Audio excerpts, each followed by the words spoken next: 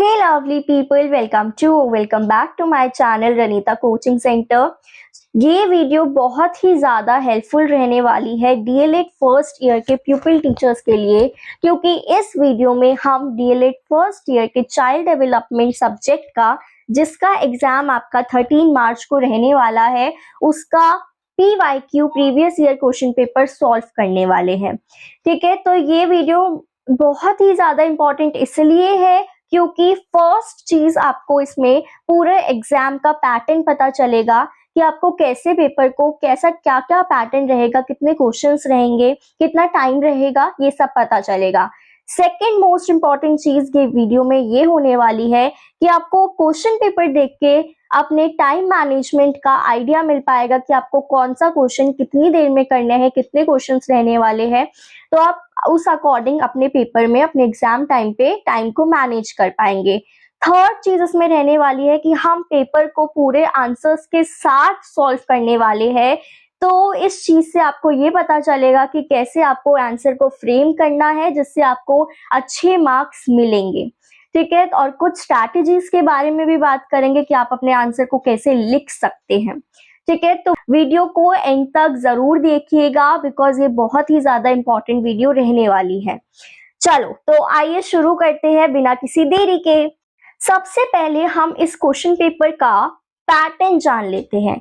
आपका time period जो है वो 3 आवर का रहने वाला है, ये हमें पता है। मैक्सिमम मार्क्स जो है 75 रहेंगे, 75 मार्क्स का पेपर रहेगा। इसमें देखो जनरल इंस्ट्रक्शंस बहुत ही ज्यादा इंपॉर्टेंट रहती है। इसमें आपके 4 पार्ट रहेंगे पेपर में। फर्स्ट पार्ट जो है, सारे पार्ट्स कंपल्सरी रहेंगे। फर्स्ट पार्ट में आपके 10 ऑब्जेक्टिव टाइप क्वेश्चंस रहेंगे, मतलब कि एमसीक्यू रहेंगे। सारे क्वेश्चन करने कंपल्सरी है और हर एक क्वेश्चन जो है 1 मार्क का रहेगा। ठीक है, हर एक एमसीक्यू 1 मार्क का रहेगा। पार्ट 2 में 5 क्वेश्चंस रहेंगे। ठीक है, एजर्शन और रीजन के 5 क्वेश्चन होंगे, हर क्वेश्चन 2 मार्क्स का रहेगा। पार्ट 3 में आपके पास 8 क्वेश्चंस होंगे, उन 8 में से आपको 5 क्वेश्चन अटेम्प्ट करने हैं, हर एक क्वेश्चन 3 मार्क्स का होगा और आपको इसका आंसर 100 वर्ड्स में करना है। नेक्स्ट है पार्ट 4 में भी आपके पास सेम 8 क्वेश्चन रहेंगे एंड सेम आपको 5 क्वेश्चन अटेम्प्ट करने को रहेंगे, लेकिन इसका मार्क्स जो है वो 8 मार्क्स के क्वेश्चन रहेंगे, यानी कि बहुत ही ज्यादा इंपॉर्टेंट क्वेश्चंस रहेंगे ये, क्योंकि 8 मार्क्स के हैं और आपको इसका आंसर 300 वर्ड्स में करना है। आगे हम चल के देखते हैं पार्ट 1, पेपर को सॉल्व करना स्टार्ट करेंगे। पार्ट 1 में हमारे पास क्या है, 10 एमसीक्यूज क्वेश्चन रहने वाले हैं। तो ये सॉल्व करने से पहले मैं आपको कुछ स्ट्रैटेजी बताने वाली हूँ पार्ट 1 को सॉल्व करने की, पार्ट 1 एंड 2 को सॉल्व करने की।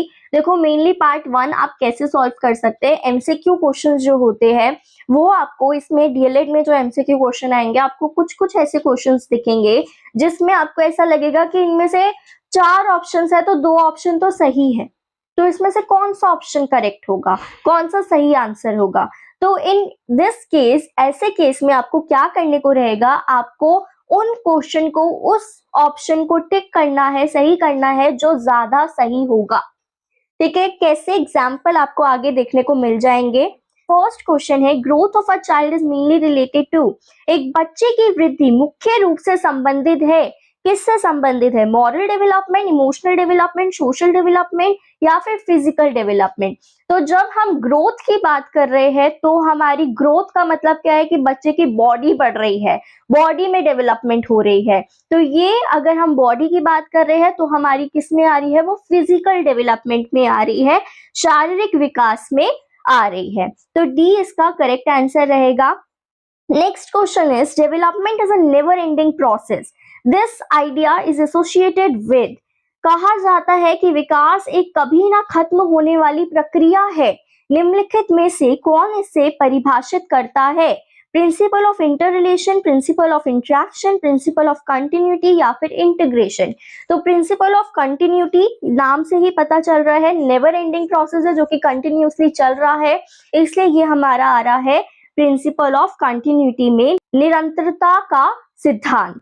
नेक्स्ट है, next question is third, being able to play guitar well is an example of possessing good अच्छी तरह से गिटार बजाने में सक्षम होना एक अच्छा उदाहरण है किस चीज का? जब हम गिटार प्ले कर रहे हैं तो हम किसका यूज कर रहे हैं? अपने हैंड्स का यूज कर रहे हैं। तो जब बच्चा गिटार प्ले कर रहा है तो उसके हैंड्स का यूज हो रहा है, यानी कि उसकी क्या हो रही है? फाइन मोटर स्किल्स डेवलप हो रही है। ठीक है, next question is emotional development involve the child experience expression and संवेगात्मक विकास में सम्मिलित है बच्चे के अनुभव, अभिव्यक्ति और मैनेजमेंट ऑफ इमोशन। ठीक है, मैनेजमेंट ऑफ इमोशंस है ना, सम्मिलित होता है, ये इन्वॉल्व होता है। रिएक्शन टू इमोशन, क्या रिएक्ट करेगा बच्चा? इमोशन को समझना, अंडरस्टैंडिंग ऑफ इमोशन। तो तीनों चीज होती है, इसलिए ऑल ऑफ द अबव, उपयुक्त सभी। Next question, fifth, the sense of right and wrong is most widely associated with, सही और गलत का बोध व्यापक रूप से संबंधित है किससे? सिंपैथी से, एम्पैथी से, शेम से या मोरालिटी से? तो ये हमारा होगा मोरालिटी से। ठीक है, तो ये हमारा होगा मोरालिटी से। Sixth, according to Kohlberg, a teacher can instil moral values in children by laying clear rules of behaviour. ऐसे क्वेश्चंस को हम कैसे सॉल्व करेंगे? जैसे ही हमें ऐसे क्वेश्चंस दिखेंगे, हम उन क्वेश्चंस में देखेंगे पॉइंट्स। ठीक है, आपके जो ऑप्शन होगा, जो आपको लगेगा कि गलत है, बिल्कुल ही गलत है, ये हो ही नहीं सकता, उसको हटा दो। ठीक है, उसको हटा दो। जैसे कि laying clear rules of behaviour, clear rules of behaviour बच्चे के अंदर पहले ही बता दिया, बट नो, ये नहीं होगा, तो इसको हटा दिया हमने। इन्वॉल्विंग देम इन डिस्कशन और मॉरल इश्यूज, डिस्कशन की बात हो रही है, इट मीन्स कि हाँ ये हो सकता है। गिविंग स्ट्रिक्ट इंस्ट्रक्शंस, स्ट्रिक्ट, जैसे ही स्ट्रिक्ट बोला, स्ट्रिक्ट लिखा हुआ है, इनकरेक्ट, स्ट्रिक्ट तो हमें होना ही नहीं है, बच्चा डर के थोड़ी ना पढ़ पाएगा। Giving importance to religious teaching, तो हम इतनी ज्यादा इंपॉर्टेंस बिल्कुल ही रिलीजियस टीचिंग को नहीं देंगे। तो करेक्ट ऑप्शन हमारे सामने ऐसे ही आ गया, इन्वॉल्विंग देम इन डिस्कशन और moral issues. Next question, fitting new information into existing schema is known as, new information, एक एक्सिस्टिंग स्कीमा में हम जब न्यू इंफॉर्मेशन फिट करते हैं तो उसे हम क्या कहते हैं? एसिमिलेशन, उसे हम कहते हैं एसिमिलेशन। नेक्स्ट आ जाते हैं क्वेश्चन नंबर 8 पे, which of the following is not a component of cognition, निम्नलिखित में से कौन सा संज्ञान का एक घटक नहीं है? फीलिंग्स, थॉट्स, अटेंशन या फिर perception? So right answer is feelings, भावनाएं। तो भावनाएं जो है, फीलिंग जो है, वो कॉग्निशन का, cognition is related to your mind. ठीक है, आपके ब्रेन से रिलेट करता है। तो थॉट्स हो गए, टेंशन हो गए, परसेप्शन हो गए, ये तीनों चीजें आपके ब्रेन से रिलेट कर रही है, बट फीलिंग्स जो है वो ब्रेन से रिलेट नहीं कर पा रही है, माइंड से रिलेट नहीं कर पा रही है, तो फीलिंग्स नहीं है। Next is, Lalit had a hectic day in his school.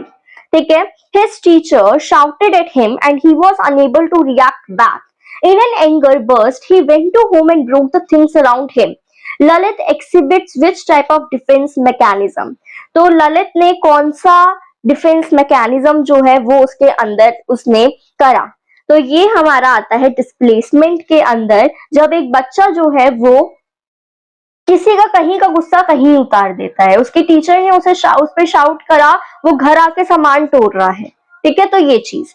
Next is 10th question, which of the life skill involves recognizing emotions with us and others, being aware of how emotions influence behavior? तो इसका answer होगा coping with stress, coping with emotions, empathy या फिर communication। तो coping with emotions, emotions के साथ cop करना।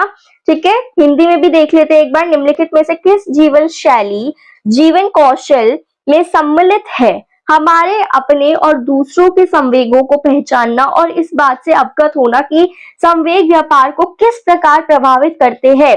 तनाव का सामना, संवेगों का सामना, तदानुभूति, संवाद सम्प्रेषण। तो इसमें संवेगों का सामना यही आएगा। नेक्स्ट आता है, दिस इज ऑल अबाउट हमारा पार्ट 1। नेक्स्ट आ जाता है हमारा पार्ट 2, जिसमें हमारे 5 क्वेश्चंस रहने वाले हैं और हर क्वेश्चन 2 मार्क्स कंटेन करता है। 11th क्वेश्चन आते हैं, assertion एंड रीजन। सारे assertion एंड रीजन रहेंगे। assertion है, इसको बहुत ही दिमाग से सॉल्व करना, ठीक है, गलत नहीं करना इसको। मोस्टली प्यूपिल टीचर्स यहीं पर गलती कर जाते हैं assertion और रीजन में, तो यहाँ पर बिल्कुल ही अपने माइंड का यूज करना कि क्या सही होगा क्या गलत होगा, ठीक है। ओके, देखते हैं assertion क्या है। A child's development progress can be accurately measured by comparing her rate of development with the other children of same age group। तो कंपेयर करने वाला तो है ही नहीं, कहीं कंपेयर वाला तो नेगेटिव में चला गया, अगर वो नेगेटिव में गया तो ये गलत है, assertion हमारा गलत हो गया। रीजन देखते हैं। Pattern in the rate of development of children is uniform and remain same for all the children across culture. No, हमने खुद देखा है कि हम अगर एक घर में सिबलिंग्स भी है, ठीक है, आपके 4 सिबलिंग है तो चारों की अलग अलग क्वालिटीज है, अलग अलग डेवलपमेंट लेवल है, ठीक है, तो चारों अलग अलग है, तो हर डेवलपमेंट जो है वो यूनिफॉर्म नहीं हो सकता एक बच्चे के लिए। एक बच्चे की हाइट अगर 3 साल में ग्रो कर रही है तो दूसरे बच्चे की ये नहीं है कि 3 साल में उतनी ही हाइट ग्रो करेगी, उसकी बाद में जाके 7 साल में भी ग्रो कर सकती है, ठीक है, तो ये डिफरेंस होता है डेवलपमेंट में, ठीक है। तो दोनों ही both A and R false, दोनों ही क्या है, गलत है। नेक्स्ट क्वेश्चन आता है मोटर एजर्शन। देखो, motor development refers to the development of a child's bone muscle and his or her ability to move around. क्या कह रहे हैं कि मोटर डेवलपमेंट जो है वो क्या है, बच्चे के बोन मसल से रिलेट करती है, ठीक है, बच्चे की डेवलपमेंट हो रही है बोन मसल्स में, तो वो हमारी क्या कहलाएगी, मोटर डेवलपमेंट कहलाएगी। तो ये तो सही है कि हाँ ऐसा ही होता है, मोटर डेवलपमेंट का मतलब यही होता है। रीजन क्या है, gross motor development involves a small muscle of the body specially during the movement of fingers and hands. तो ये गलत है, क्यों, क्योंकि ग्रॉस मोटर स्किल ये नहीं होती है। आपके अगर फिंगर से रिलेटेड कुछ है, हैंड से रिलेटेड आपका है, तो वो आपका होगा फाइन मोटर स्किल, ना कि ग्रॉस मोटर स्किल। तो इसमें क्या आंसर होगा हमारा, A is true but R is false. A सही है, assertion सही है, लेकिन रीजन जो है वो गलत है। 13th question, assertion is children should be provided with love, care and a lot of opportunity to develop and learn in early childhood। तो ये तो सही है कि बच्चे को प्यार, केयर इससे ट्रीट किया जाना चाहिए। रीजन है outcome of deprived childhood can easily be modified in later years.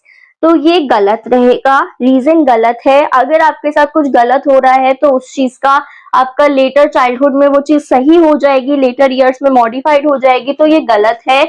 हमें स्टार्टिंग से ही बच्चे को अच्छे से ट्रीट करना चाहिए, प्यार से ट्रीट करना चाहिए, केयर के साथ ट्रीट करना चाहिए।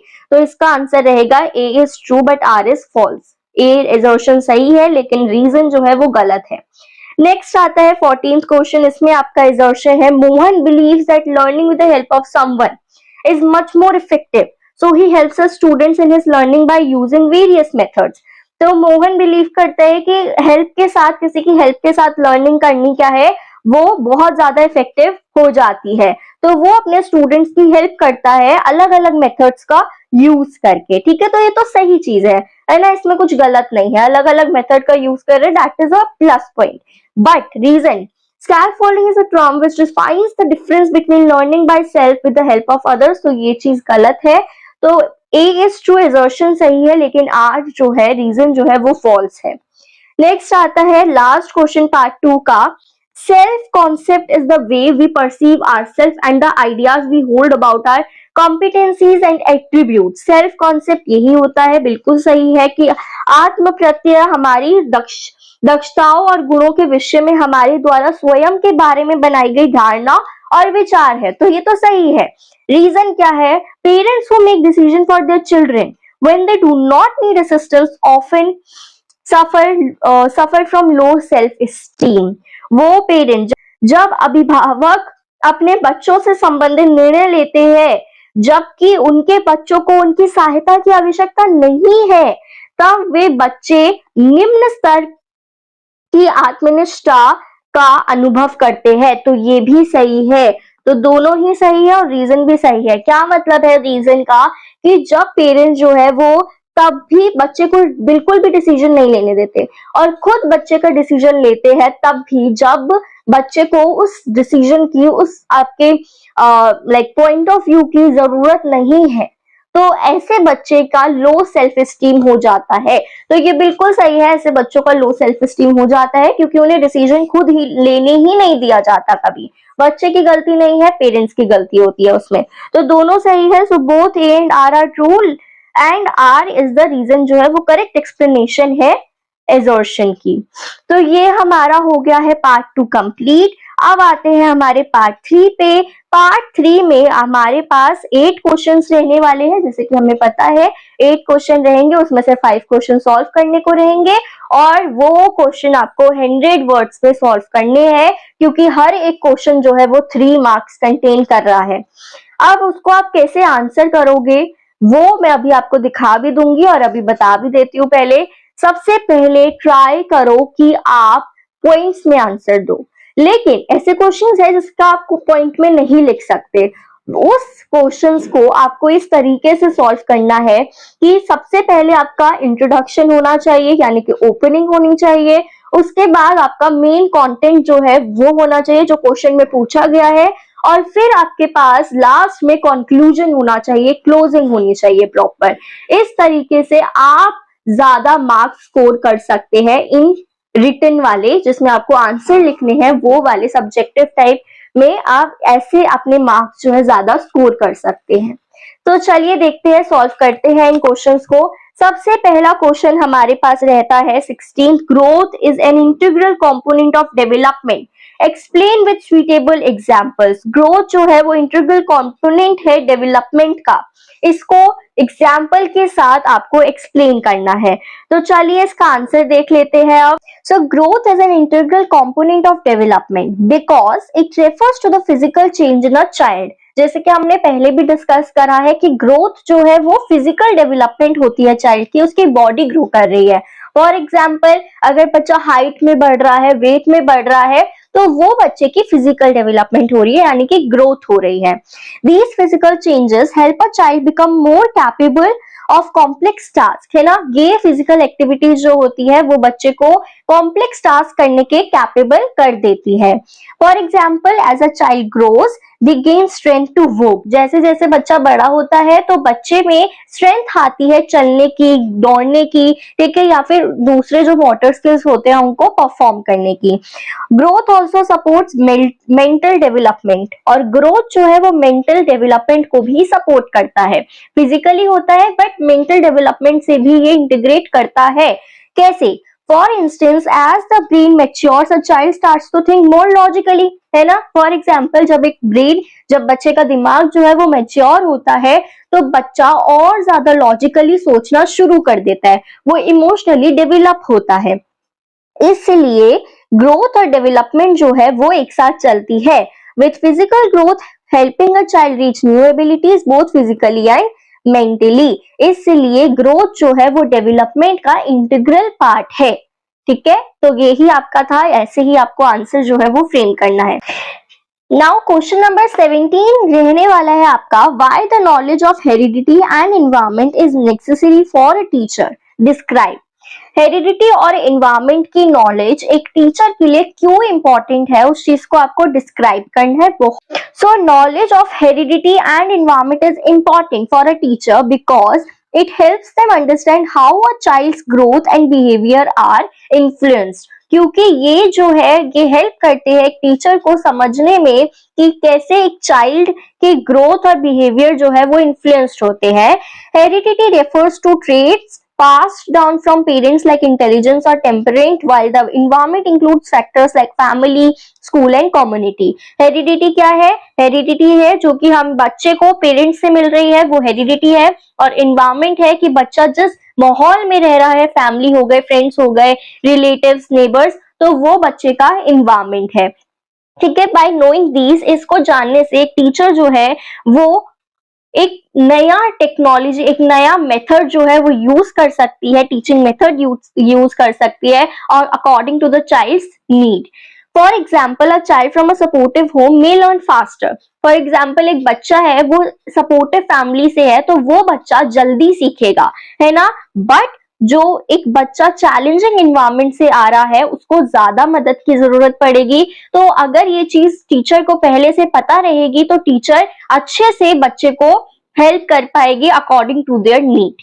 Next question is suggest any 2 strategies to enhance fine motor skills among 3rd grade students. Fine motor skills सबसे पहले आपको पता होना चाहिए क्या होता है। फाइन मोटर स्किल्स होते हैं जो आपकी फिंगर्स और हैंड से रिलेटेड होता है, ठीक है। अब आपको बताना है कोई भी 2 स्ट्रैटेजी सजेस्ट करनी है फाइन मोटर स्किल को इम्प्रूव करने के लिए, इनहैंस करने के लिए 3rd क्लास के बच्चे के अकॉर्डिंग। सो सबसे पहले इंट्रोडक्शन आपको, जैसे कि मैंने आपको बताया है कि पॉइंट्स में आंसर देने की कोशिश करिए ताकि आपका आंसर जो है वो अच्छा दिखे, क्लियर रहे और टीचर जो चेक कर रही है वो टीचर को ऊपर से ही पता चल जाए कि आपको आता है, ठीक है, अच्छे से आता है उस आंसर क्वेश्चन का आंसर। इंट्रोडक्शन में हम लिखेंगे fine motor skills are essential for task like writing, drawing, buttoning clothes for 3rd grade students. Developing these skill is important for their overall learning. Teacher जो है ये स्ट्रैटेजीज को use कर सकती है। पहले स्ट्रैटेजी है हैंड्स ऑन एक्टिविटीज, बच्चे को इंकरेज करे, एक्टिविटीज में इंगेज करे, जैसे कि ड्राइंग हो गई। जब बच्चा ड्राइंग करेगा तो वो कलरिंग करना सीखेगा, है ना, ड्राइंग करना सीखेगा, कलरिंग करेगा बच्चा जब उसके अंदर, उस ड्राइंग के अंदर, तो बच्चे को पता चलेगा कि इस लाइन से बाहर कलर को नहीं निकालना है ना। तो वो उसके अंदर एक सर्कल है, उसमें बच्चा कलर कर रहा है, तो बच्चे को पता है कि सर्कल के बाहर कलर नहीं निकालना है, तो इससे बच्चे की फाइन मोटर स्किल डेवलप होगी। कटिंग हो गई, ठीक है, सीजर के साथ कटिंग करवा रहे हैं, लेकिन ये एक्टिविटी तभी कराए जब आपके क्लास में जितने बच्चे हैं उन सब पे आप करेक्टली ध्यान दे पाए, ठीक है, तभी आप करवाए, क्योंकि सीजर का यूज करवाना थोड़ा सा डिफिकल्ट हो जाता है बच्चे के, टीचर के लिए, कि बच्चे को हर एक बच्चे पे फोकस करना पड़ेगा अगर आप सीजर का यूज करवा रहे हैं तो। और बिल्डिंग विद स्मॉल ब्लॉक्स, ये टास्क जो है वो हैंड मसल को क्या करेगी, स्ट्रेथन करेगी और कंट्रोल को इम्प्रूव करेगी, जो कि जिससे बच्चे की फाइन मोटर स्किल जो है वो अच्छे डेवलप होगी।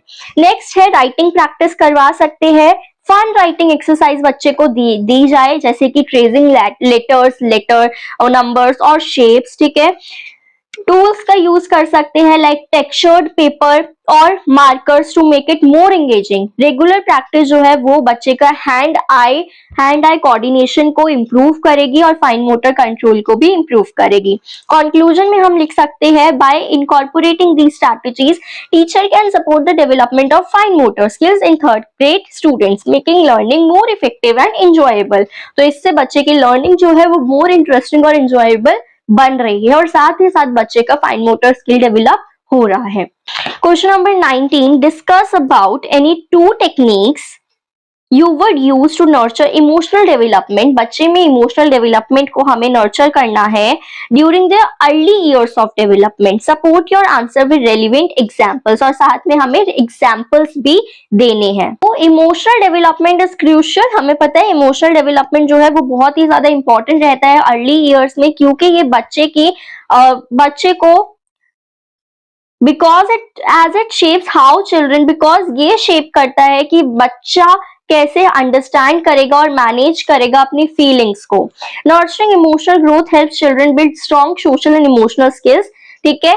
इसमें हम क्या कर सकते हैं, पॉजिटिव रीइंफोर्समेंट बच्चे को दे सकते हैं, बच्चे के इमोशनल डेवलपमेंट को डेवलप करने के लिए, बच्चे को इमोशनल डेवलपिंग बनाने के लिए, जैसे कि बच्चे को हम प्रेस कर रहे हैं for expressing their feelings appropriately, ठीक है। Encourages emotional awareness and confidence, for example when a child shares how they feel, है ना, जब बच्चा जो है वो शेयर कर रहा है कि वो कैसा फील कर रहा है, instead of acting out, instead कि वो एक्ट कर रहा है कि मैं ऐसा फील कर रहा हूं, जो टीचर है वो उसे प्रेस करेगी, promoting healthy emotional expression. Next है मॉडलिंग इमोशनल रेगुलेशन। टीचर जो है वो डेमोन्स्ट्रेट कर सकती है कि कैसे वो बच्चे जो है अपने इमोशंस को मैनेज करते हैं, हाउ टू मैनेज इमोशन कैसे कर सकते हैं, ठीक है, कैसे वो स्ट्रेसफुल सिचुएशंस में भी काम रह सकते हैं। फॉर इंस्टेंस अगर एक चाइल्ड जो है वो फ्रस्ट्रेट फील कर रहा है, तो जो टीचर है बच्चे को क्या कह सकती है, डीप ब्रेथनिंग का बता सकती है कि डीप ब्रेथ करो, ठीक है, डीप ब्रेथ करो, इससे बच्चा जो है वो काम डाउन हो जाएगा। ठीक है, तो ये एक्टिविटी छोटी छोटी चीजें जो है वो आपको अपने आंसर में लिखनी है, जो कि आपको अच्छे मार्क्स जो है स्कोर करवाएगी। By using these techniques, care givers and teachers can support children's emotional growth, setting a strong foundation for their future emotional well-being. How can a teacher support the moral development of children at different stages? Discuss and brief. एक teacher जो है वो बच्चे की moral development कैसे कर सकती है different stages पे, तो आपको ये brief में बताना है but 100 words के अंडर। So moral development जो है वो बहुत essential होती है बच्चे के लिए कि बच्चा सही और गलत के बीच में जो डिफरेंस है उसको पता कर पाए, ठीक है, और उसमें बच्चे में एक सेंस ऑफ रिस्पॉन्सिबिलिटी डेवलप हो। टीचर जो है वो क्रूशियल रोल प्ले करती है इस चीज में डिफरेंट स्टेजेस में, ठीक है, जैसे कि अर्ली चाइल्डहुड में टीचर जो है वो इंकरेज कर सकती है बच्चे को शेयर करने के लिए, काइंडनेस के लिए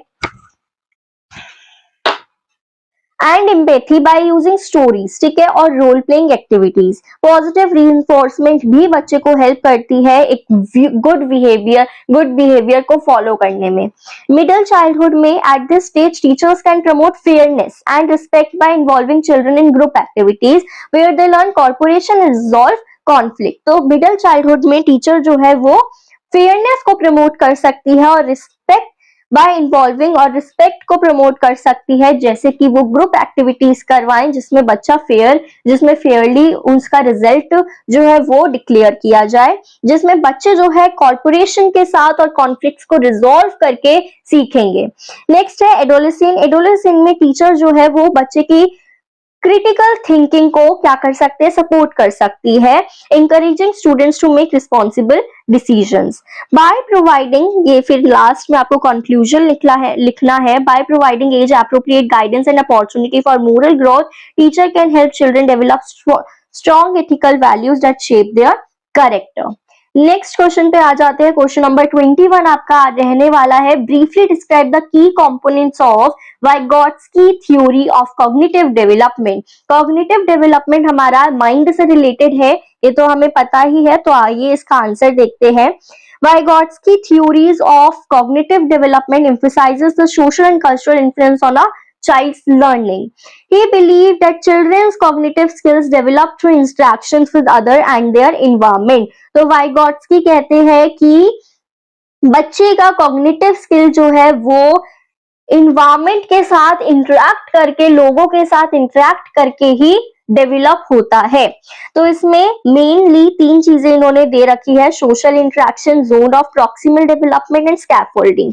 सोशल इंटरेक्शन में वाइगॉट्स्की हाईलाइट करते हैं कि जो लर्निंग है वो एक सोशल प्रोसेस है, जहां पर बच्चे एक्वायर करते हैं नॉलेज को कैसे, नॉलेजेबल पीपल के साथ इंटरेक्ट करके, जैसे कि पेरेंट्स हो गए, टीचर्स हो गए। Second, zone of proximal development. Zone of proximal development ZPD का मतलब होता है कि क्या बच्चा, this refers to the difference between what a child can do independently and what they can do with guidance. ये डिफरेंस होता है कि एक चीज बच्चा इंडिपेंडेंटली यानी कि अकेले में कैसे कर सकता है और विद गाइडेंस वो कितना कर सकता है, कितना सीख सकता है। तो ऑब्वियसली बच्चे को जब किसी की हेल्प मिलेगी, किसी बड़े की गाइडेंस मिलेगी, तो उस केस में बच्चा क्या करेगा, ज्यादा अच्छे से परफॉर्म कर पाएगा, ज्यादा अच्छे से सीख पाएगा। तो यही है जोन ऑफ प्रॉक्सिमल डेवलपमेंट कि कितना बच्चा खुद ये है जो बच्चा किसी की हेल्प से सीख सकता है, और इसके अंदर कुछ पार्ट ऐसा होता है कि इतना बच्चा खुद से सीख सकता है, इतना बच्चा खुद से सीख सकता है। तो ये जो डिफरेंस है इन दोनों के बीच का, this is zone of proximal development. Next है स्कैफोल्डिंग। टीचर्स और care givers provide temporary support to help children perform task within their ZPD, gradually removing support as the child becomes more capable। तो scaffolding का मतलब होता है कि teachers या फिर कोई भी केयर गिवर या बड़ा जो है वो बच्चे को क्या प्रोवाइड कर रहा है, एक बेसिक नॉलेज, एक हेल्प या फिर सपोर्ट प्रोवाइड कर रहा है बच्चे के बेस्ट लेवल तक पहुंचने के लिए, वो जोन ऑफ प्रॉक्सिमल डेवलपमेंट तक पहुंचने के लिए और उस डिफरेंस को खत्म करने के लिए। तो वो हमारा आता है स्कैफोल्डिंग में, मतलब बच्चे को सिर्फ सपोर्ट दी जा रही है, फुल बच्चे को पूरा पैसिव लर्नर नहीं बनाया जा रहा, उसे बस सपोर्ट दी जा रही है। So Vygotsky theory underscores the importance of social context and guided learning in shaping a child's cognitive development. Next question आ जाता है क्वेश्चन नंबर 22 क्वेश्चन कहता है explore the factors that impact the development of an individual sense of self. उन factors को explore करना है, वो बताने हैं उन फैक्टर्स को जो कि एक इंडिविजुअल के सेंस ऑफ सेल्फ, खुद को जो तरीका है सोचने का खुद के बारे में, उसको इम्पैक्ट करता है। तो देखते हैं इसका answer. An individual sense of self और self identity is shaped by different factors. अलग अलग फैक्टर्स होते हैं जो कि इन्फ्लुएंस करता है कि हम अपने बारे में, खुद के बारे में क्या सोचते हैं, क्या राय रखते हैं, क्या पॉइंट ऑफ व्यू है।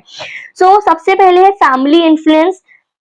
Early experiences with family members impact self esteem. This is very obvious कि जैसे हमारी फैमिली हमें ट्रीट कर रही है, क्या एक्सपीरियंस हमारा हमारी फैमिली मेंबर्स के साथ रह रहा है, उस बेसिस पे हमारा जो सेल्फ एस्टीम होता है और सेल्फ कॉन्सेप्ट होता है वो इम्पैक्ट होता है। As children learn values, norms and emotional support from family only. ठीक है, जो बच्चा है वो वैल्यूज जो है, ठीक है, नॉर्म्स और इमोशनल सपोर्ट जो है वो फैमिली से ही सीखता है, तो ये चीज इम्पैक्ट करती है। नेक्स्ट है सोशल इंटरेक्शन। तो पीयर रिलेशनशिप, सोशल एनवायरनमेंट जो है वो बच्चे का, एक इंडिविजुअल का सेल्फ परसेप्शन बनाता है, influencing how they relate to others and view their abilities. Third है कल्चरल एंड सोसाइटल एक्सपेक्टेशंस। जो कल्चर और सोसाइटी की एक्सपेक्टेशन होती है वो भी एक इंडिविजुअल के लिए खुद का एक सेल्फ परसेप्शन बनाता है। Cultural norm, societal rules and expectation help shapes one identity, guiding values and personal goals. और फोर्थ होता है पर्सनल एक्सपीरियंस, जो हमारा खुद का एक्सपीरियंस होता है खुद के बारे में। ठीक है, तो हमारी अचीवमेंट्स हो गई, फेलियर्स हो गए, चैलेंजेस हो गए, तो ये चीज हमें इम्पैक्ट करती है हमारे सेल्फ कॉन्फिडेंस को और सेल्फ वर्थ को। फॉर एग्जाम्पल, हमने कोई एक चीज जो है वो अचीव कर ली तो हमारा सेल्फ कॉन्फिडेंस बहुत ज्यादा बढ़ जाता है और हम खुद के बारे में अच्छा अच्छा सोचने लग जाते हैं कि we can achieve anything, we can achieve this, we can achieve that. ठीक है, हम ये सब सोचने लग जाते हैं। But on the other hand, अगर हम किसी चीज में फेल हो गए, ठीक है, या हार गए, या फिर हमारे कम मार्क्स आ गए, हम पीछे रह गए, तो हम खुद के बारे में बुरा फील करने लग जाते हैं कि हमने काश थोड़ी सी और मेहनत कर ली होती, या ऐसे सोचने लग जाते हैं। अगर एक दो बार हार फेल हो जाते हैं तो ऐसे सोचने लग जाते हैं कि यार हम तो इस काम के लिए बने ही नहीं है, हम तो कैपेबल ही नहीं है। तो ये चीज हमारा जो सेल्फ एक्सपीरियंस होता है, पर्सनल एक्सपीरियंस होता है, ये भी बहुत बड़ा, बहुत ज्यादा मेजर रोल प्ले करता है। ठीक है, so the development of an individual sense of self is a complex process जो कि फैमिली से इन्फ्लुएंस्ड होती है, सोशल कनेक्शन से इन्फ्लुएंस्ड होती है, कल्चर और पर्सनल एक्सपीरियंस से भी इन्फ्लुएंस्ड होती है। आगे बढ़ते हैं क्वेश्चन नंबर 23। क्वेश्चन नंबर 23 है in today's digital age discuss how technology can either hinder or support the development of healthy habits and consequently an integrated personality। तो इस डिजिटल एज में, आज के डिजिटल एज में डिस्कस करना है कि क्या टेक्नोलॉजी जो है वो हेल्दी हैबिट्स को कम कर रही है या फिर डेवलप कर रही है, हिंडर कर रही है या फिर सपोर्ट कर रही है। ठीक है, तो ये चीज हमें आंसर करनी है। तो हम अपना आंसर देखते हैं। In today's digital age technology जो है वो एक सिग्निफिकेंट रोल प्ले करती है पर्सनल हैबिट को शेप करने के लिए और ओवरऑल डेवलपमेंट के लिए। ये इट कैन इधर सपोर्ट, इट कैन या तो ये सपोर्ट कर सकती है या फिर हिंडर कर सकती है हेल्दी हैबिट की फॉर्मेशन को। सो अगर आप सपोर्ट में लिखे तो आप ये लिख सकते हैं technology can promote healthy habits, ठीक है, through fitness apps. Fitness apps, इतनी सारी फिटनेस एप्स आजकल हो गई है, यूट्यूब पे इतनी सारी वीडियोस चल रखी होती है कि मतलब एक्सरसाइज करनी होती है, बहुत सारे फिटनेस एप्स भी बन गई है। ठीक है, तो ये चीज ऑनलाइन भी, इवन योगा की क्लासेस होती है। ठीक है, ये सब चीजें आप इसमें लिख सकते हैं सपोर्ट में। एजुकेशनल प्लेटफॉर्म्स इतने बन गए हैं, यूट्यूब पे आप अभी भी वीडियो देख रहे हैं तो वो यूट्यूब पे देख रहे हैं। ठीक है, आप यूट्यूब से अपनी पढ़ाई जो है वो आगे कैरी आउट कर पा रहे, तो ये एक हेल्दी हैबिट है, आप पढ़ रहे हैं, यूट्यूब से कुछ सीखने को मिलता है। And mindfulness resources helping individuals manage time. इससे एक इंडिविजुअल का टाइम मैनेज होता है, स्ट्रेस मैनेज होता है और फिजिकल हेल्थ मैनेज होती है। तो ऑब्वियसली ये सपोर्ट कर रहा है। ठीक है, ये सपोर्ट में आप लिख रहे हैं आंसर।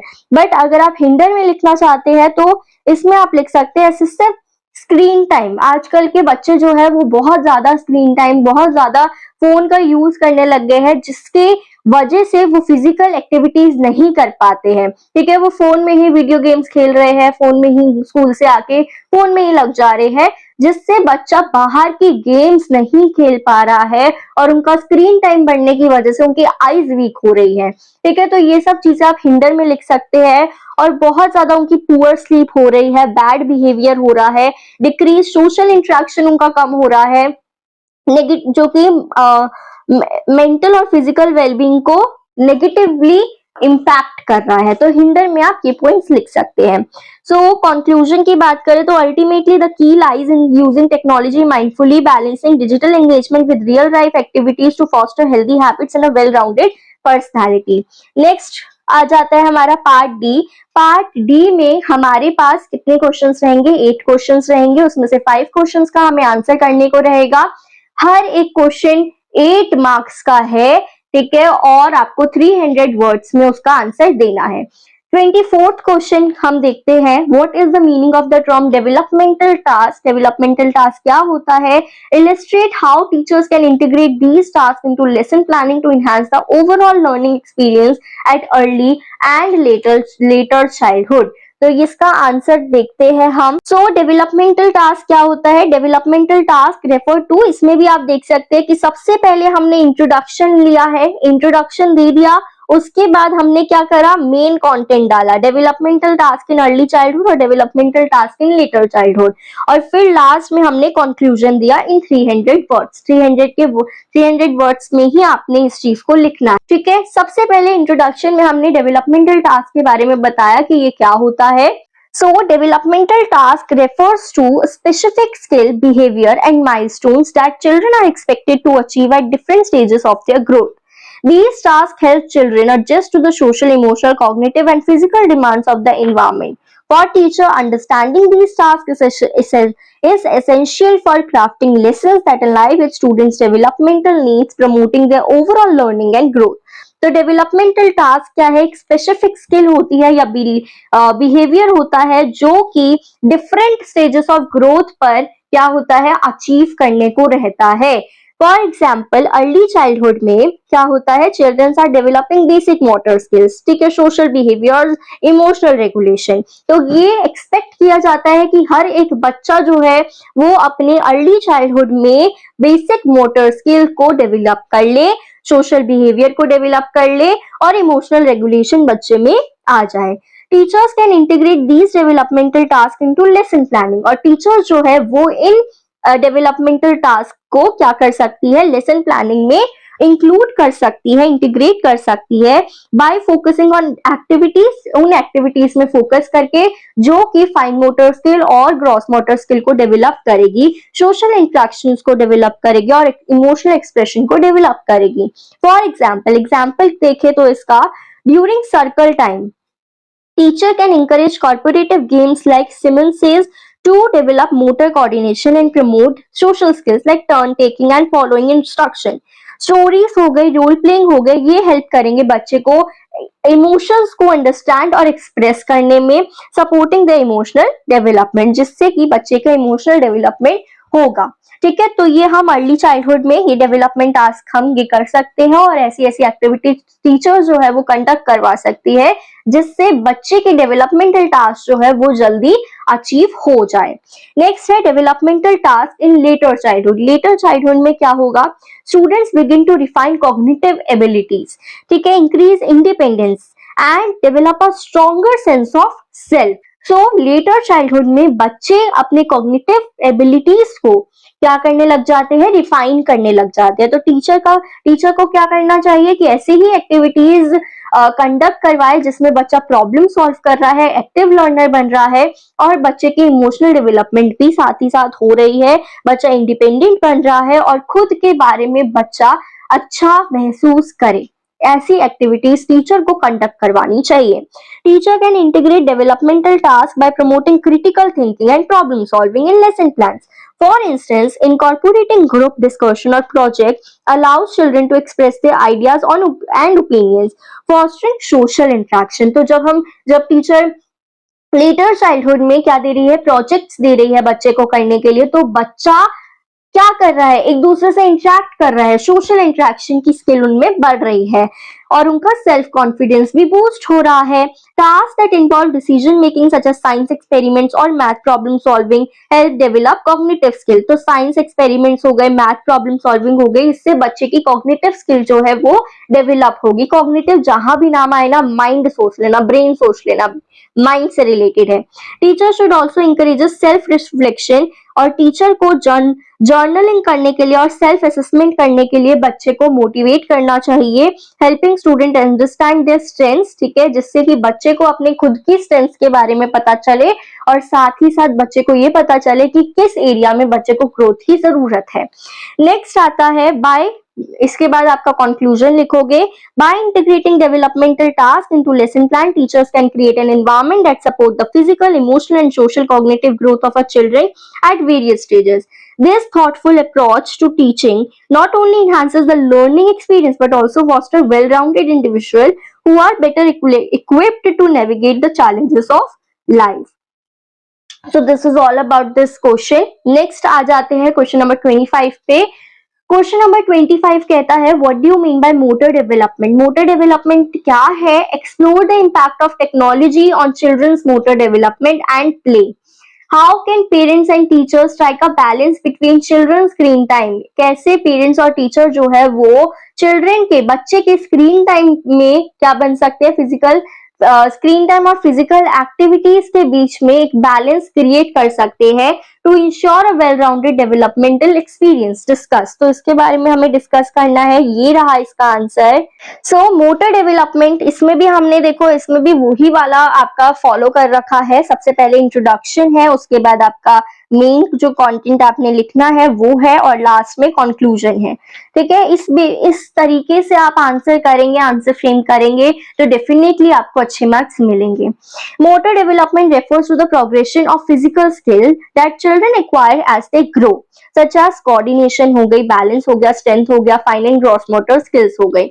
ये डेवलपमेंट जो होता है वो बहुत ही ज्यादा इंपॉर्टेंट होता है बच्चे के ओवरऑल ग्रोथ के लिए, और वो बच्चे की एबिलिटी को, और ये सब जो है मोटर डेवलपमेंट जो है वो बच्चे की एबिलिटी को इन्फ्लुएंस करता है।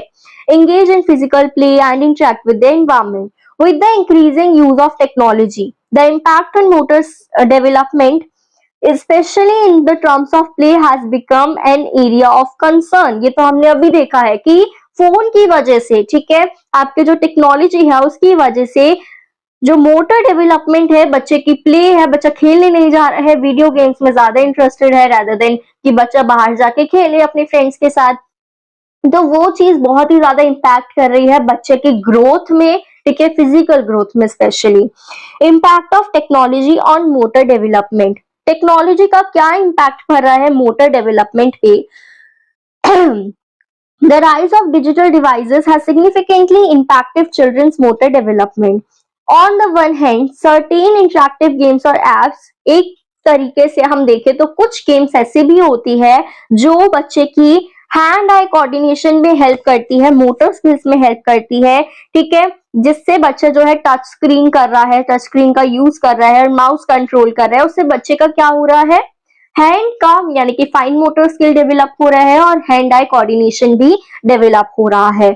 चिल्ड्रन हु स्पेंड, लेकिन बच्चे जो कि स्पेंड कर रहे हैं बहुत ही ज्यादा स्क्रीन टाइम, ठीक है, एक्सेसिव स्क्रीन टाइम बच्चे यूज कर रहे हैं, वो बच्चे की ग्रोथ मोटर डेवलपमेंट में क्या कर सकता है, हानि पहुंचा सकता है, जिससे बच्चे की फिजिकल एक्टिविटी रिड्यूस हो रही है। ठीक है, तो बच्चे जो है जो ज्यादा मोबाइल फोन यूज कर रहे हैं, टेक्नोलॉजी का यूज कर रहे हैं, वो आउटडोर गेम्स में इंगेज नहीं करेंगे, विच इज एसेंशियल, जो कि बहुत ही ज्यादा एसेंशियल होता है डेवलप करना आउटडोर प्ले को for developing large muscle groups, coordination and balance. Reduced physical activity can also lead to problems, ठीक है, अगर फिजिकल एक्टिविटी कम हो तो उस प्रॉब्लम्स भी डेवलप हो जाती है, जैसे कि पुअर पोस्चर आ जाता है बच्चे में, साथ में ओबेसिटी, बच्चा मोटा होने लग जाता है, वीक मसल्स हो जाती है, जो कि बच्चे के ओवरऑल डेवलपमेंट को आगे चल के इफेक्ट करता है, डेफिनेटली करता है।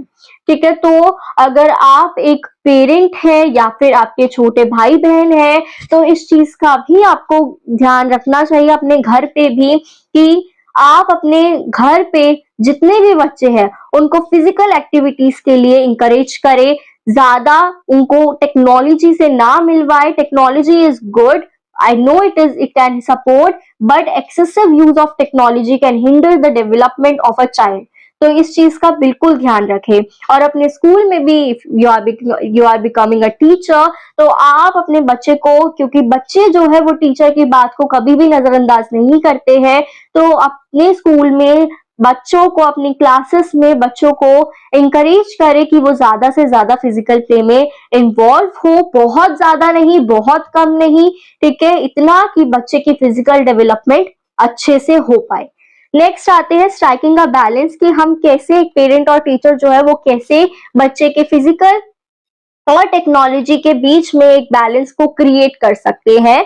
सो parents and teachers play a key role in ensuring a balance between screen time and physical activity. Obviously they can set limits on screen time, तो पेरेंट जो है वो स्क्रीन टाइम पे लिमिट सेट कर सकते हैं कि इसके बाद बच्चा जो है वो नहीं फोन यूज कर सकता।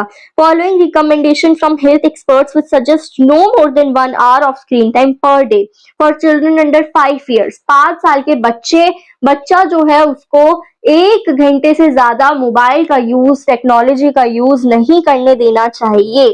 ठीक है, and limiting recreational screen time for older children. और बच्चे का आउटडोर प्ले जो है उसको इंकरेज करना चाहिए। Sports and activities like dancing and simple games such as tag can promote physical skills and social interaction. इससे ना कि सिर्फ बच्चे का फिजिकल एक्टिविटी, फिजिकल ग्रोथ होती है, साथ ही साथ बच्चा घुलना मिलना सीखता है, यानी कि उसका सोशल इंटरेक्शंस भी होती है।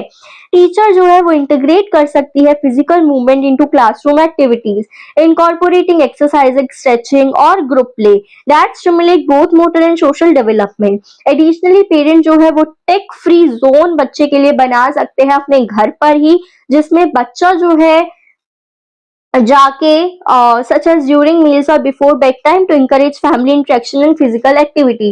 तो जैसे कि बच्चे, कुछ घर ऐसे भी होते हैं जिन्होंने प्ले एरिया बना रखा होता है, घर में ही एक रूम में प्ले एरिया बना रखा है कि बच्चा खाने से पहले या फिर ड्यूरिंग मील्स और बिफोर बेड टाइम, सोने से पहले थोड़ी देर खेल लिया करे, और एक फैमिली टाइम भी हो जाता है जिसमें बच्चा जो अपने पेरेंट्स के साथ थोड़ा सा खेल कूद लिया करता है। ठीक है, तो इंट्रैक्शन हो जाता है। तो ये चीजें भी कुछ घर में होती है और होनी भी चाहिए। नेक्स्ट कंक्लूजन में, while technology offers benefits is essential, it's essential to ensure that children's motor development is not compromised by excessive screen time.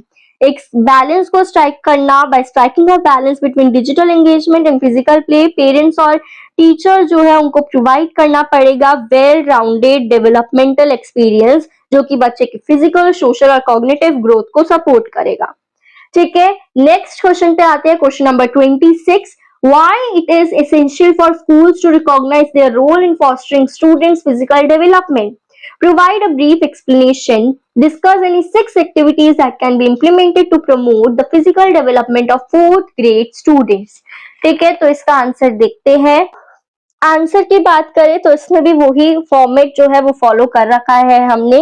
Schools play a vital role in fostering the physical development of students, as physical health and well-being are closely linked to academic success, social skills and overall growth. Essential होता है schools के लिए to recognize this responsibility, as physical activity जो है, physical activity concentration को promote करता है, mental health को प्रमोट करता है और बच्चे की इमोशनल रेगुलेशन को भी प्रमोट करता है। Physical development also lays the foundation for lifelong health habits and helps children develop confidence and teamwork skills. Next आता है ये 6 एक्टिविटीज जो कि एक 4th क्लास के बच्चे को प्रमोट कर सकती है फिजिकल डेवलपमेंट, जिसमें कि सबसे पहले है टीम स्पोर्ट्स करवा सकते हैं हम, जैसे कि आपका बास्केटबॉल हो गया, वॉलीबॉल हो गया, रनिंग, जंपिंग, बॉल हैंडलिंग। तो इससे बच्चे की सोशल इंटरेक्शन भी इंप्रूव होगी और साथ ही साथ बच्चे की फिजिकल डेवलपमेंट भी होगी। नेक्स्ट बच्चे का योगा और स्ट्रेचिंग करवा सकते हैं। 4th क्लास का बच्चा है, उसको योगा और स्ट्रेचिंग करवा सकते हैं, जिससे बच्चे की फ्लेक्सिबिलिटी, बैलेंस और स्ट्रेंथ इंप्रूव होगा। नेक्स्ट ऑब्स्टिकल कोर्सेज करवा सकते हैं। तो ऑब्स्टिकल कोर्सेज जो होता है वो बच्चे की एजिलिटी, बैलेंस और कोऑर्डिनेशन को इंप्रूव करता है, डेवलप करता है। और साथ ही साथ these courses provide a fun way for students to work on fine and gross motor skill, जैसे कि आपका जंपिंग हो गया, ठीक है, क्लाइंबिंग हो गया। तो ये सारी चीजें हेल्प करती है बच्चे की फिजिकल डेवलपमेंट में।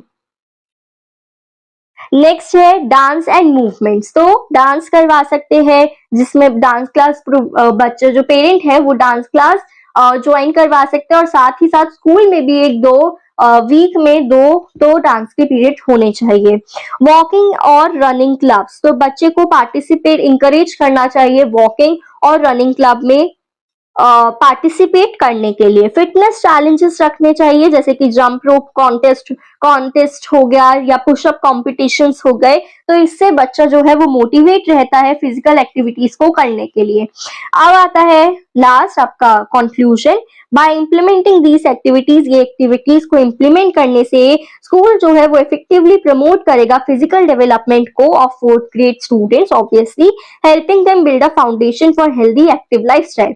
फिजिकल डेवलपमेंट सपोर्ट करता है ना सिर्फ बच्चे की overall wellbeing but also enhance students ability to focus. तो बच्चे की एबिलिटी फोकस करने में, लर्न करने में और engage with others in school environment, उसमें भी हेल्प करता है। नेक्स्ट क्वेश्चन आता है क्वेश्चन नंबर 27। क्वेश्चन नंबर 27 रहने वाला है, what are the current challenges linked to the social and emotional development of a child? As a teacher, how do you intend to overcome these challenges? तो इसका answer देखते हैं। Social and emotional development बहुत ही ज्यादा crucial होता है, important होता है चाइल्ड बच्चे की ओवरऑल ग्रोथ में, influencing how they interact with others, manage the emotion and navigate challenges. इसलिए ये जो however there are several current challenges impact children's social and emotional development, and teachers play an essential role in addressing these issues to create a supportive learning environment. Challenges क्या होंगे इन social and emotional development? सबसे पहले तो वो ही जो अभी तक हम देखते आ रहे हैं, screen time, increased screen time. बच्चे जो है वो ज्यादा टेक्नोलॉजी का यूज करने लग गए हैं, जिससे कि बच्चा जो है वो अच्छे से पार्टिसिपेट नहीं कर पाता है फिजिकल एक्टिविटीज में और प्ले में। नेक्स्ट है mental health issues. Mental health issues जो है, एंजाइटी बच्चे में शुरू होने लग गई है, ठीक है, डिप्रेशन या फिर स्ट्रेस अमंग चिल्ड्रन, ये बहुत ही ज्यादा इफेक्ट करते हैं उनकी इमोशनल रेगुलेशन में और सोशल इंटरेक्शन में, ठीक है। नेक्स्ट है ये जो है ना मेंटल हेल्थ इशू, वो बच्चे के एकेडमिक प्रेशर या फैमिली प्रॉब्लम या सोसाइटल स्ट्रेस की वजह से भी हो सकती है। नेक्स्ट है सोशल मीडिया इन्फ्लुएंस। बच्चे जो आजकल सोशल मीडिया देखते हैं उससे भी बहुत ज्यादा इन्फ्लुएंस होते हैं। जो चीज हम देखते हैं उससे हम लोग भी एज अ एडल्ट, हम लोग भी उस चीज को अपने माइंड में बिठा लेते हैं। कुछ कुछ ऐसी चीजें होती है जो हम अपने माइंड में, वो हमारे माइंड में इफेक्ट कर जाती है। तो वो तो यार छोटे छोटे बच्चे हैं, वो छोटे छोटे बच्चे जो सोशल मीडिया पे रील्स देखते होंगे, शॉर्ट्स देखते होंगे यूट्यूब पर, अगर कुछ गलत चीज आ जाती है तो वो चीज बच्चे के माइंड पे इफेक्ट कर जाती है, बिकॉज वो बच्चे हैं, उनको नहीं नॉलेज इन सब चीजों की, ठीक है। तो सोशल मीडिया प्लेटफॉर्म जो है वो प्रमोट करता है अनरियलिस्टिक स्टैंडर्ड्स को, और एक फीलिंग जो है, गलत फीलिंग जो है बच्चे के माइंड में डेवलप करता है, जो कि बच्चे के सेल्फ स्टीम को इम्पैक्ट करता है और इमोशनल वेलबींग को भी इम्पैक्ट करता है, ठीक है। नेक्स्ट अब आ जाता है, साथ ही साथ बच्चे जो है वो साइबर बुलिंग का भी शिकार हो सकते हैं, और साथ ही साथ जब इंस्टाग्राम पे वो अपनी एज के दूसरे लोगों को फन करते हुए देखते होंगे तो वो चीज बच्चे को इफेक्ट कर सकती है, जो कि वो अपने आप को उस पर्सन से कंपेयर करने जब लग जाता है तो वो चीज भी बच्चे के माइंड में इफेक्ट कर सकती है। नेक्स्ट है लैक ऑफ इमोशनल लिटरेसी। बहुत सारे बच्चे जो होते हैं उनको नहीं सिखाया जाता कि कैसे रिकॉग्नाइज करते हैं, अंडरस्टैंड करते हैं या फिर अपने इमोशंस को, अपनी फीलिंग्स को एक्सप्रेस करते हैं। इससे बच्चे में इमोशनल रेगुलेशन की जो डेवलपमेंट है वो बहुत ही मुश्किल से डेवलप होती है। Family and environmental stress, family का कुछ अनस्टेबल फैमिली है, स्ट्रेसफुल होम एनवायरनमेंट है, उस चीज से बच्चा जो है वो बहुत ही ज्यादा इफेक्ट हो जाता है। इन सब चीजों को एज अ टीचर आप कैसे ओवरकम कर सकते हैं? प्रमोट पॉजिटिव सोशल इंटरेक्शन, बच्चे में ग्रुप एक्टिविटीज करवाए जिससे बच्चे की कॉर्पोरेशन जो है वो डेवलप हो, डिस्कशंस करवाई जाए, ठीक है, अपॉर्चुनिटीज दी जाए, बच्चे को टीम वर्क करवाया जाए, रोल प्ले करवाया जाए जिससे बच्चे को पता चले कि कैसे अपने इमोशंस को हैंडल करना है। नेक्स्ट, फॉस्टर इमोशनल लिटरेसी, बच्चे को सिखाया जाए कि इमोशंस को कैसे हैंडल करते हैं, जैसे कि बच्चा माइंडफुलनेस एक्टिविटीज कर सकता है, एक्सरसाइजेस कर सकता है और जर्नलिंग भी कर सकता है जिससे बच्चा खुद को अच्छे तरीके से पहचान पाएगा, जान पाएगा। Next, limit screen time which is very important, screen time को लिमिट करना पड़ेगा और ज्यादा प्ले, फिजिकल एक्टिविटीज पे फोकस करना पड़ेगा। Next, provide support for mental health के लिए सपोर्ट प्रोवाइड किया जाए, ठीक है, ओपन और सपोर्टिव क्लासरूम एनवायरनमेंट हो जहां पर बच्चा जो है सेफ फील करे। Create a safe and nurturing environment, एक सेफ और नर्चरिंग एनवायरनमेंट जो है इमोशनल सपोर्ट के साथ और गाइडेंस के साथ एक क्लासरूम होनी चाहिए। लास्ट में वो ही आपको कंक्लूजन लिखना है, ठीक है। नेक्स्ट क्वेश्चन आ जाता है, question number 28। What do you understand by moral development? This is repeating. How the moral development of a child proceeds through different stages? Explain. So moral development क्या होता है? Moral development refers to the process जिससे बच्चा जो है वो distinguish करता है राइट और रॉन्ग के बीच में, ठीक है, कि क्या सही है और क्या गलत है। स्टेजेस की बात करें मॉरल डेवलपमेंट की तो 3 स्टेजेस यहाँ पर रहेगी। सबसे पहले है प्री कन्वेंशनल लेवल यानी कि अर्ली चाइल्डहुड। इस स्टेज पर बच्चा जो है childrens moral reasoning is largely driven by the desire to avoid punishment and gain rewards. तो बच्चा जो है अर्ली चाइल्डहुड में क्या सोचता है कि मुझे पनिशमेंट ना मिल जाए और मुझे ज्यादा से ज्यादा रिवॉर्ड्स मिले, ठीक है। The view right and wrong in terms of immediate consequences rather than understanding broader social rules. For example, एक बच्चा जो है वो अवॉइड कर रहा है झूठ बोलना बिकॉज उसे डर है कि कहीं उसे पनिश ना कर दिया जाए, और may do something nice for others expecting a treat in return, या फिर बच्चा जो है कुछ अच्छा कर रहा है कि उसे इन रिटर्न कुछ मिलेगा, रिवॉर्ड मिलेगा या कुछ ट्रीट मिलेगी। नेक्स्ट आता है कन्वेंशनल लेवल यानी कि मिडिल चाइल्डहुड। इसमें जब बच्चा मिडिल चाइल्डहुड में इंटर करता है तो बच्चा जो है वो सोसाइटल नॉर्म्स को अंडरस्टैंड करने लग जाता है, सोसाइटल ऑर्डर्स को मेंटेन करने लग जाता है। They become motivated by the desire for approval from others such as family members, teachers and peers, ठीक है। फॉर एग्जाम्पल, एक जो बच्चा है वो चीटिंग नहीं कर रहा है टेस्ट में because they understand the importance of honesty and fairness, क्योंकि बच्चे को पता है कि ऑनेस्टी कितनी ज्यादा इंपॉर्टेंट है और फेयरनेस भी कितनी ज्यादा इंपॉर्टेंट है। नेक्स्ट आता है पोस्ट कन्वेंशनल लेवल यानी कि एडोलेसेंस और बियॉन्ड। इस स्टेज पर मॉरल रीजनिंग जो है वो बहुत ज्यादा एब्स्ट्रैक्ट हो जाती है। जो बच्चा है वो क्वेश्चन करने लग जाता है सोसाइटल रूल्स को, ठीक है, और अंडरस्टैंड करता है एथिकल प्रिंसिपल्स को। They are guided by universal moral principle जैसे कि जस्टिस हो गया, इक्वालिटी हो गया, ह्यूमन राइट्स हो गया, and make decision based on these values, और इन वैल्यूज के बेस पर वो अपना डिसीजन जो है वो लेता है। For example, a teenager may choose to stand up for a classmate being bullied, even if it means going against peer pressure because they value kindness and fairness. For example, इसमें examples में क्या देखा हमने कि एक बच्चा है वो अपने क्लासमेट के लिए स्टैंड ले रहा है कि दूसरे क्लासमेट्स उसे क्यों बुली कर रहे हैं, ठीक है, इंस्टेड कि वो उनका साथ दे, ठीक है। तो उसे पता है कि फेयरनेस एक कितनी ज्यादा इंपॉर्टेंट है और काइंडनेस की वैल्यू क्या है। लास्ट में कंक्लूजन देंगे, ठीक है, और ये आंसर आपका कंप्लीट हो जाएगा। Question number 29, briefly discuss about Piaget's theory of cognitive development, also mention its educational implication.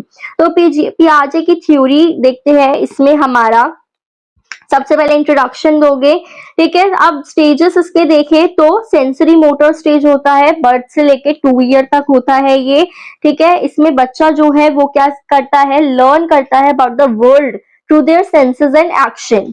Next pre operational stage होता है, ये 2 से 7 साल के बीच का होता है, जिसमें बच्चा जो है सिंबल्स या लैंग्वेज जो है वो यूज करने लग जाता है। कॉन्क्रीट ऑपरेशनल स्टेज होता है 7 से 11 साल के बीच में। इस एज में बच्चा जो है वो लॉजिकली सोचने लग जाता है कॉन्क्रीट इवेंट्स के बारे में, ठीक है। नेक्स्ट है फॉर्मल ऑपरेशनल स्टेज, ये 11 साल से ऊपर, 11 साल और ऊपर के बच्चों के लिए होता है। तो एडोलेसेंस जो है वो develop the ability to think abstractly, ठीक है, वो लॉजिकली सोचने लग जाते हैं। They can solve problem using systematic approaches and think about possibilities beyond the immediate present.